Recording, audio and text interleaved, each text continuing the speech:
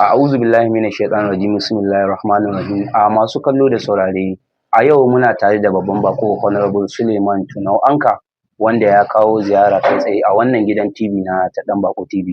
Kafin mu tsoma cikin shirin da muke gudanarwa na kujerar siyasa, za mu ɗan so ku ba mu lokaci domin mu ɗan je mu dawo.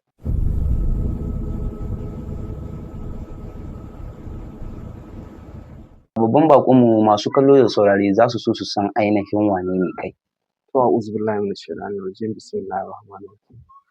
Godiya ta tabbata ga Allah madaukakin sarki da ya bamu damar halartar wannan gidan talabijin wanda kusan in ce shi ne na biyu ko na farko a ƙaramar hukumar mulki ta Anka. To alhamdulillahi, kamar yadda kuka sani sunana Honorable Suleiman Tunau Anka, tsohon kwamishinan yaɗa labarai na jihar Zamfara a ƙarƙashin gwamnatin Dr. Bello Muhammad Mutawalle, minista yanzu na tsaro na jiha. Masha Allahu, masu kallo da saurare kun dai ji takaitaccen jawabi akan Honorable Suleiman Tunau Anka. Honorable, za mu tsoma cikin shirin mu kai tsaye. Bayan cikin gabatarwar ka tabbatar da cewa kai ne kai kwamishina na yaɗa labarai na lokacin da mai girma tsohon gwamnan jihar Zamfara Dr. Bello Mutawalle Maradun ya yi mulki.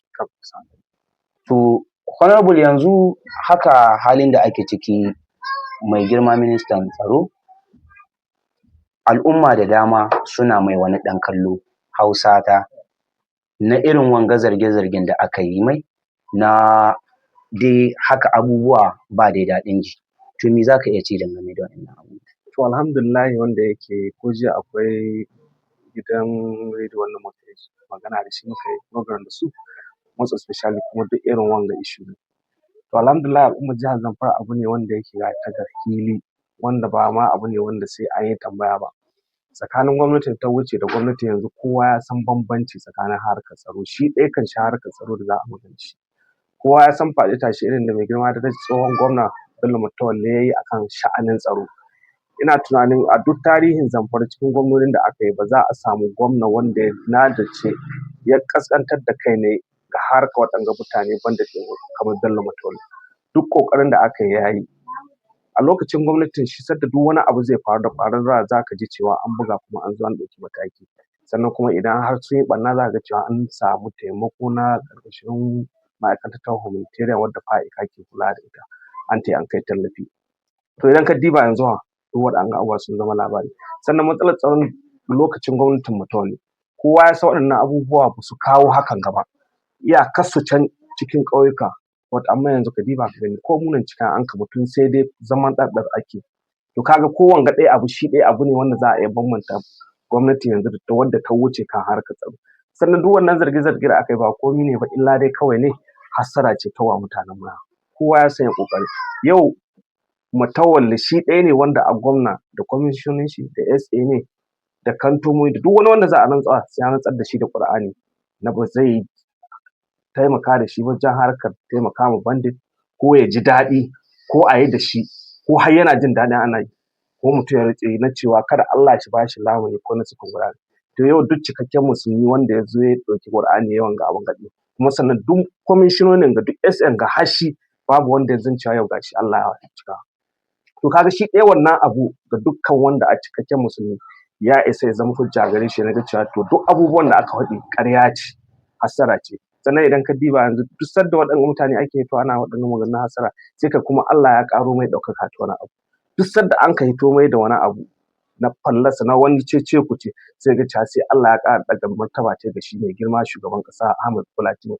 To kaga wanga abu ne da wanda sai dai His Excellency ya yi ma Allah godiya bisa ga hassara ce ake mishi, kuma ba abu ne wanda ainihin abin da ke faruwa ba. Masha Allah, Honorable, bayan ka gama jawabanka akan tambayoyin da muka yi ma.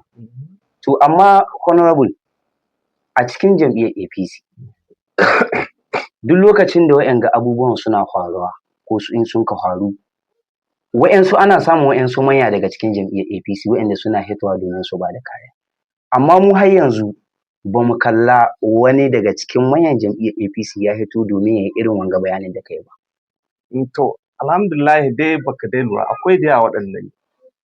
Akwai ko ni ai mu nan ma mun yi press conference na Commissioners Forum wanda ni jagoranci wannan conference, wanda channel television TBC, AIT da komai wanda suka yi covering. Da yawa kuwa mutane ai kana ganin ma inda ma zai ƙara yi ma Allah godiya ba wai mutanen jihar Zamfara da yake ta kara mutanen Kano da can kudu duk za ka gani kana shiga Twitter yana duk za ka ga waɗanda ka kare su to kaga abu ne wanda sai dai ya ƙara yi ma Allah godiya ganin cewa honorable ban kace ka ba bayan duk mun saurari wanga a lokacin mulkin shi lokacin da yana gwamna ya yi sulhu amma bai yi sulhun ba sai da ya zauna da sarakuna da hakimai da uwayen ƙasa wanda shi ne ya bayyana da kai ne a wata hira da an kai da shiya DCL Hausa ya ce sai da ya zauna da su ya yi mitin da su menene sun ka kai ƙarshe akan ansar sulhu to kuma daga ciki har yanzu ba mu ji wani hakimi ko sarki wanda ya hito ya ba da shiru akan wannan. To shi da sa wannan nace maka mutane ne ba su wa al'umma mutane adalci.